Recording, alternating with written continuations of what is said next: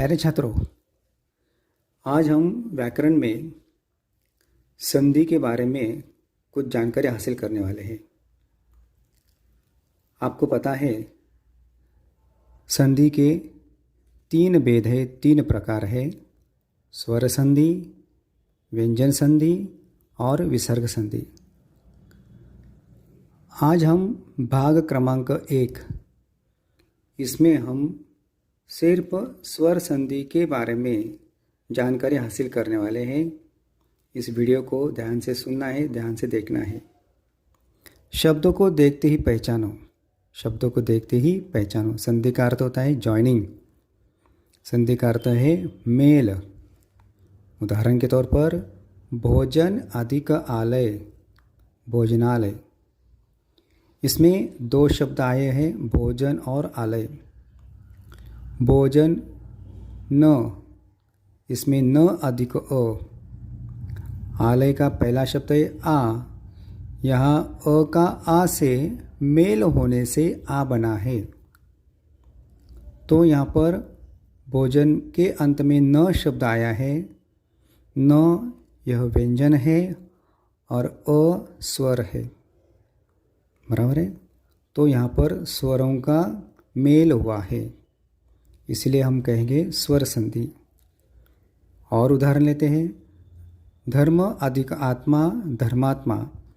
यहाँ अ का आ से मेल होने से आ बना है। इति अधिक आदि, इत्यादि। यहाँ ई का आ से मेल होने से या बना है। तीसरा उदाहरण देखते हैं, सूर्य अधिक उदय, सूर्योदय। यहाँ अ से उ से मेल होने से ओ बना है। परिभाषा इस तरह से होती है, दो वर्णों यानी ध्वनियाँ के परस्पर मेल से जो विकार यानी परिवर्तन होता है उसे संधि कहते हैं। आगे देखते हैं संधि विच्छेद। संधि द्वारा मिले वर्णों के अलग अलग करके पुनः प्रारंभिक रूप में ले आना, उसे संधि विच्छेद कहा जाता है। जैसे उदाहरण है भोजनालय, भोजन अधिक आलय। इसे संधि यानी एकत्रित करना, विच्छेद यानी उन वर्णों को अलग करना, विच्छेद कहते हैं। तो स्वर संधि के बारे में अभी थोड़ी जानकारी विस्तृत से देखते हैं।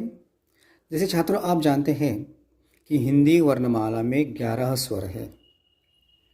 इन्हीं 11 स्वरों से कोई दो स्वर परस्पर मिलकर जब विकार लाते हैं तो स्वर संधि होती है।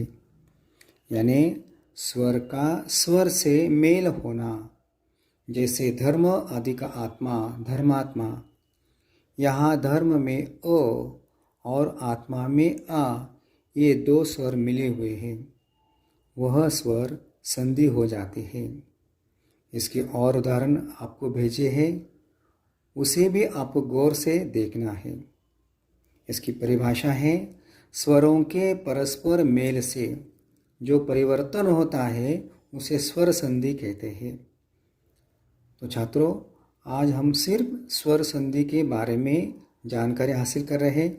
स्वर संधि के और कुछ उपभेद भी हैं जो आपको आपकी जानकारी के लिए इमेज द्वारा मैं आपको भेज रहा हूँ।